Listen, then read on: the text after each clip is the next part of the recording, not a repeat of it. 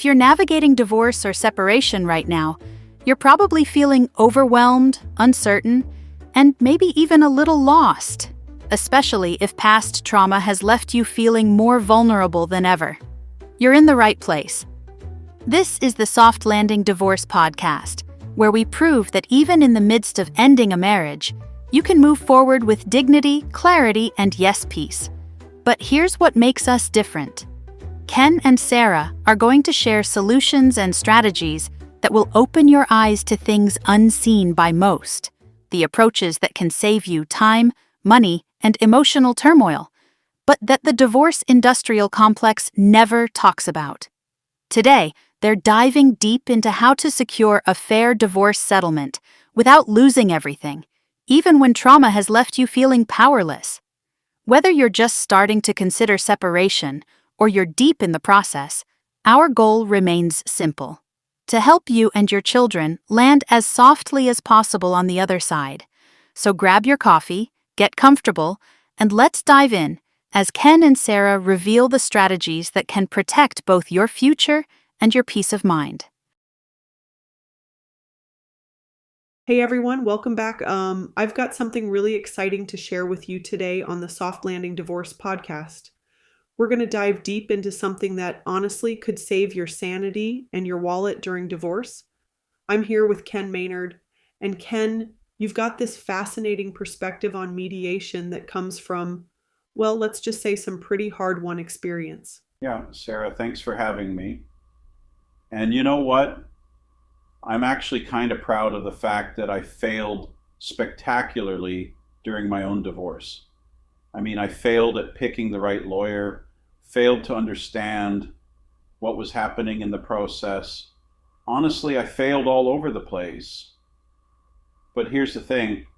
I took all those failures and turned them into something meaningful so other people don't have to go through what I went through.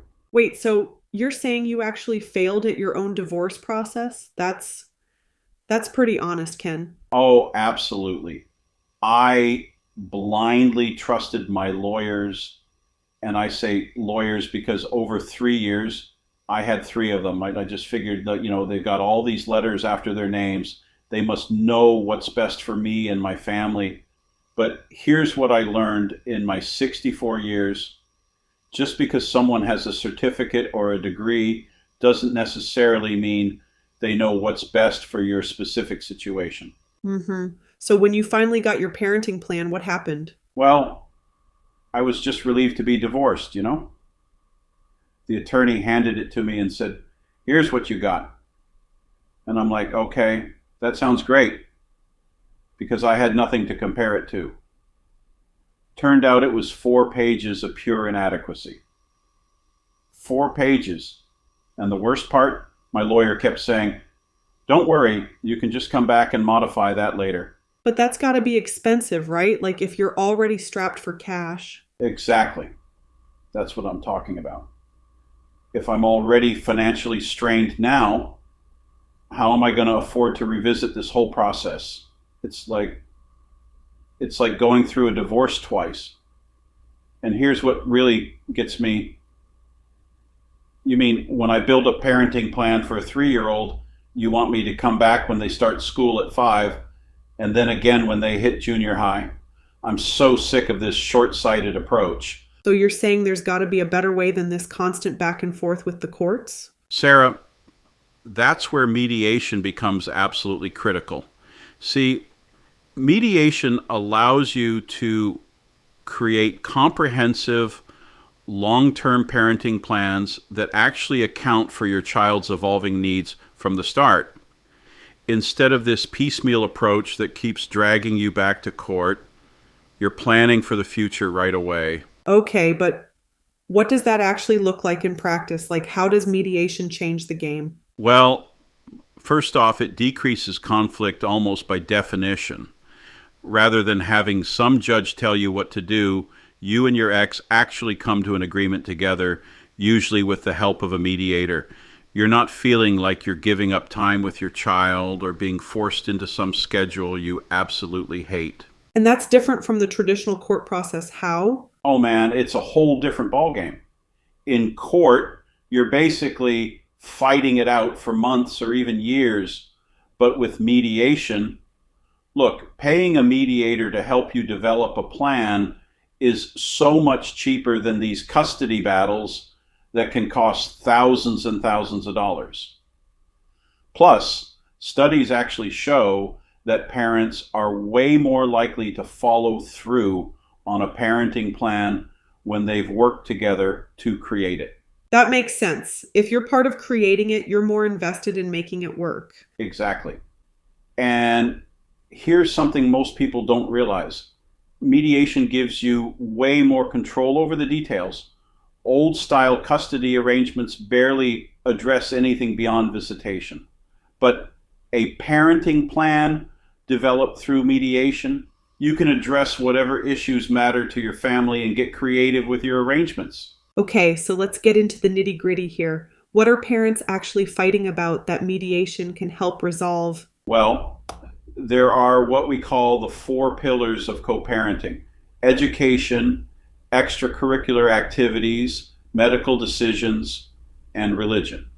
Most provinces have shifted toward this 50% joint decision-making model for these areas. But honestly, I think these 4 pillars are potential arguments just waiting to happen, future court dates in the making. Wait, so even the so-called solution creates more problems? That's exactly what I'm saying. The whole idea of mandating that everything has to be 50% joint decision making is just, it's impractical. I mean, come on. We know from experience that divorced couples aren't going to agree on everything. So instead of this rigid joint approach, mediation allows you to add subcategories under each pillar and then figure out whether certain responsibilities should actually go to one parent. So you're saying sometimes it's better to just let one parent make the final call? Absolutely. When disagreements come up, and they will come up, someone's got to be able to make a decision. Having documents that require 50% agreement on everything, that's just a recipe for gridlock. Through mediation, you can work out who handles what, and everybody knows what to expect. Now, Ken, you mentioned something earlier about the co-parenting wheels falling off the bus. What did you mean by that? Oh, that's my favorite question to ask new clients. I'm like, how quickly did the wheels on the get along co-parenting bus fall off for you? Was it before the ink was dry, before the judgment was issued, or maybe when someone started dating someone else? And honestly, and for me, all 4 wheels fell off the second I said, I want a divorce. Done. Seriously? Right from the start? Yep. And that's why having a solid parenting plan created through mediation is so crucial. Because when things get rocky between you and your ex, you got this roadmap that both of you helped create. It's not some judge's decision that you're stuck with. It's your agreement. So what should parents actually be including in these plans to avoid future conflicts? Sarah, this is where mediation really shines, because you can get into the details that matter to your specific family. We're talking about way more than just who has the kids on weekends.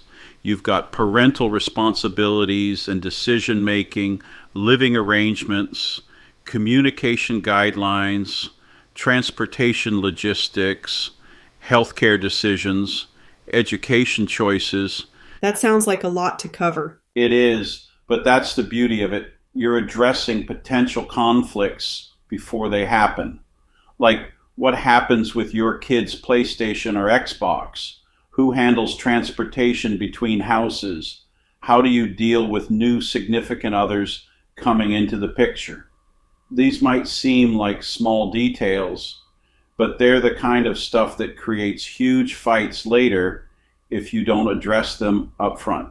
And mediation helps you work through all of that without the drama? Well, okay, maybe not totally without drama. What I mean is it gives you a structured way to work through the drama constructively. A good mediator puts a bit of pressure on both parties and encourages each parent to make decisions that actually protect their kids' well-being. It's collaborative rather than adversarial. What about when mediation doesn't work? Like, what if you just can't reach an agreement? That's when you might need other dispute resolution options. Maybe you bring in a parenting coordinator. These are professionals trained in mental health who can offer advice on protecting your child's well-being. Or you might need another round of mediation. Legal action should really be your absolute last resort because it's costly, stressful, and super damaging to your kids. Let's talk about the kids for a minute. How does having a solid parenting plan actually benefit them? Oh man, this is huge. More than anything, kids crave security and consistency. When you've got a comprehensive parenting plan, your child always knows which parent they'll be with, and they can plan birthdays, outings, visits with friends accordingly. They're not sitting there wondering when they'll see their other parent next or if mom and dad will ever stop fighting. And that reduces stress for them? Absolutely. Studies show that more than half of kids whose parents get stuck in custody battles develop depression. But kids whose parents develop solid parenting plans and spend time with each parent, they have better academic performance, fewer behavioral problems, better mental health, lower risk of risky behaviors. The list goes on and on. So we're talking about real measurable benefits here. Definitely. And here's something that might surprise people. Studies also show that parents who have shared parenting arrangements are happier, more emotionally balanced, and report more satisfaction with their plans 5 years after divorce. So it's not just better for the kids, it's better for everyone. Ken, what would you say to someone who's thinking, well, my ex is just impossible to work with? There's no way mediation would work for us. You know what? I get that. I really do. But here's the thing. Even if your co-parenting relationship is super challenging, mediation gives you structure and professional guidance to work through the tough stuff. And honestly, creating a plan together through mediation means you're both more likely to actually follow it, which reduces future conflicts. What about parents who are dealing with really high conflict situations? There are actually specialized approaches for that. There's something called New Ways for Families that's specifically designed to reduce the impact of conflict on kids in high conflict divorce cases. It focuses on teaching parents skills for positive future behavior rather than dwelling on past negative stuff. The whole idea is helping parents learn to put their children first. And that can work even when things are really contentious? It can. The key is getting both parents to understand that their job is to shield their child from the pain of divorce as much as possible. Kids who have two involved parents fare better than other kids on pretty much every measure you can think of. So even if you can't stand your ex, your child still needs both of you. That's got to be tough for some parents to hear. Oh, it absolutely is. But look, when you criticize your ex in front of your child, you're actually criticizing half of your child. When you alienate your ex, you're telling your kid that half of who they are is unacceptable. That's really damaging stuff. So mediation helps parents focus on what's actually best for the kids rather than settling scores? Exactly. It shifts the whole conversation from how can I win against my ex to how can we both be good parents to our child? And that's where the magic happens. When parents work together through mediation to create a plan, they're modeling problem solving and cooperation for their kids. Ken, if someone's listening to this and thinking, okay, I'm convinced, mediation sounds like the way to go, what should their first steps be? First thing, don't just rely on your attorney to handle everything. I mean, lawyers can provide valuable guidance, but ultimately, it's your job to understand all the options available. Once that divorce is finalized and the ink dries, your attorney's going to step back and you're going to live with the outcomes of the choices that were made. So you're saying people need to take control of their own process? Absolutely. Educate yourself. Find professionals who specialize in mediation and alternative dispute resolution. Look for people who will help you, not just during the legal process, but also in preparing for life afterwards. Having a comprehensive understanding of your rights and options can totally change your post-divorce life and your relationship with your kids. Any final thoughts on why mediation is so critical for parenting plans specifically? Here's the bottom line. Mediation gives you the chance to create something that actually works for your family instead of having some cookie-cutter solution imposed on you. It's collaborative, it's comprehensive, and it sets you up for success as co-parents. Most importantly, it protects your kids from unnecessary conflict and gives them the stability they need to thrive. So as we wrap things up here, Ken, this has been such an eye-opening conversation about how mediation can completely transform the divorce and parenting plan process. For everyone listening who might be facing these difficult decisions, the key takeaway seems to be that you have way more control than you might think. That's exactly right, Sarah. You're not powerless in this process. Mediation puts you back in the driver's seat, and that makes all the difference for you and your kids. And on that note, challenging divorce dynamics with informed choices, it really is achievable when you understand the critical role that mediation plays in creating effective parenting plans. Until next time, keep asking the tough questions and stay curious about finding better solutions for your family. This is the Soft Landing Divorce Podcast, and we'll see you next episode. Thanks for having me, Sarah. And remember, folks, your failures don't have to define you. They can be the foundation for helping others avoid the same mistakes. And that's a wrap on today's episode. Here's the truth. Divorce doesn't have to be the nightmare the industry often portrays. Challenging divorce dynamics with informed choices? It's achievable. You have more options than you've been told, and definitely more strength than you may realize right now. If today's conversation hit home, here's how you can take action. First, subscribe to the Soft Landing Divorce Podcast so you never miss these game-changing strategies for your family. Second, leave us a review. It's how other people desperately searching for answers actually find us. And if someone in your circle is navigating separation or divorce, share this episode. Sometimes the most powerful gift is showing someone they're not alone, and there's genuinely a better path forward. You'll find all our resources, show notes, and ways to connect right in the podcast description. Remember, we're not just dropping in once a week.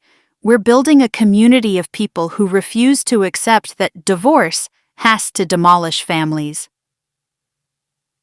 Hit subscribe, because we're just getting started with what we want to share in the coming weeks. Until then, keep moving toward your soft landing. You've got this, and we've absolutely got you. That's Ken and Sarah. See you next time.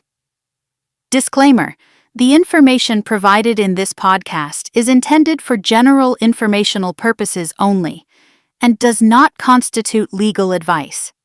For legal guidance specific to your situation, please consult a qualified legal professional in your jurisdiction.